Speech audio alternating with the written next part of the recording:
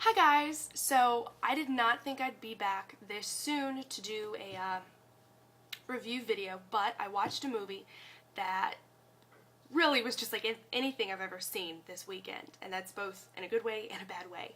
But it also gave me the inspiration to do a different like theme style video, like I do my March favorite, or not just my March, but each month I do my favorites videos. I'm going to start doing, if you liked that, then you'll love this.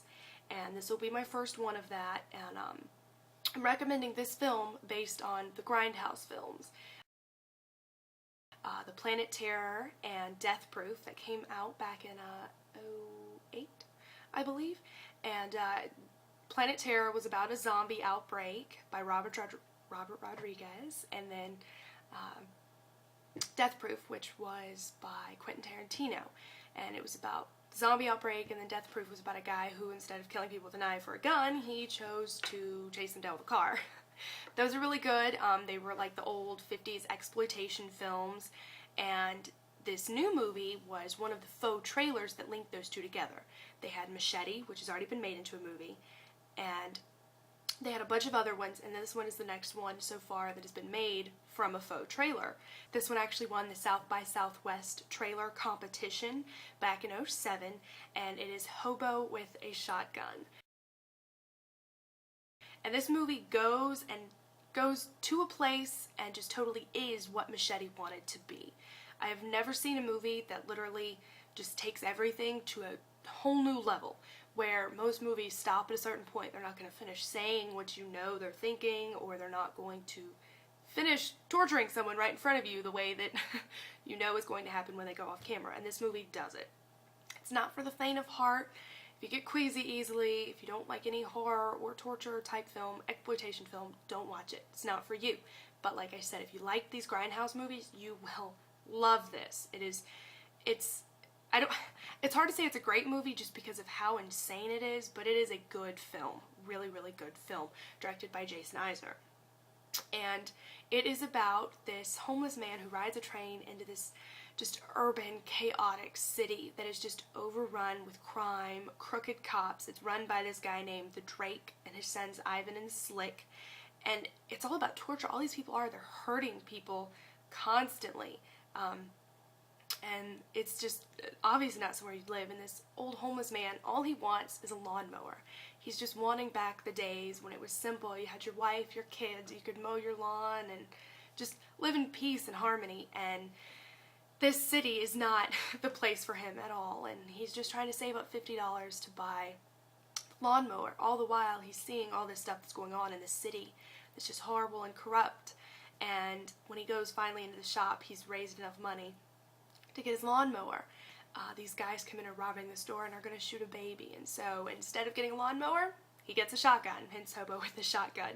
And he starts just taking things into his own hands, and he becomes a vigilante and, you know, starts hurting all these people that have been hurting children and innocent people in this city.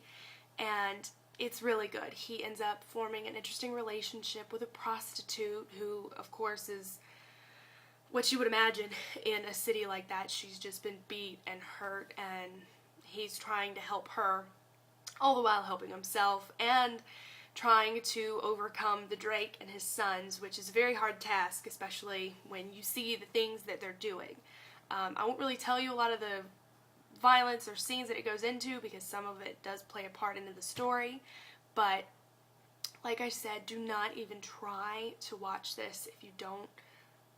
If you couldn't handle Hostel, don't watch this. I mean, this is 4 times the amount of violence that was. But it's good. It goes to a place that most movies won't, and it takes it there.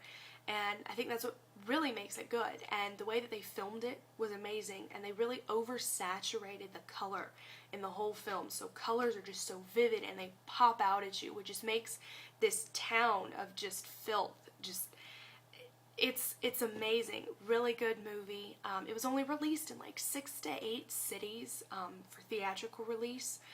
It wasn't released here, but I found it on my local cable on demand station for rent. It's a little bit more expensive than usually $3.99 to $4.99 movies. This one was $10 to rent, but I mean, it's like going to see it at the movie theater, just buying one ticket. So I definitely recommend watch this, see it. I don't know, I'm pretty sure they're not going to do wide release on this. They had a hard time getting a rating for it, and it is rated R, of course, but I can see why it's had a hard time getting into a lot of mainstream all theaters, because it's an intense film, but for the right audience, this is fantastic. You'll love it. Watch it. Watch the Grindhouse ones. Go back and watch the trailer for it. They cast Rutger Hauer as the homeless man. He's not the one who was in the original trailer, but he does a fantastic job. He's an amazing actor. The whole movie is just brilliant. Watch it, but just beware, you know, not for the faint of heart. I've given that warning enough. But so that's my recommendation for this week. It's the new type of video I'm doing, which I actually really like, because I do that a lot in my head, you know. Oh, I love this movie. I watched this one. They have so many comparisons. They're so similar. So I'm going to start doing that for you guys, and hopefully some of you have seen the movies that I'll be comparing them to, so you have a good basis for something to go watch. But have a good week, and I will see you guys later. Bye.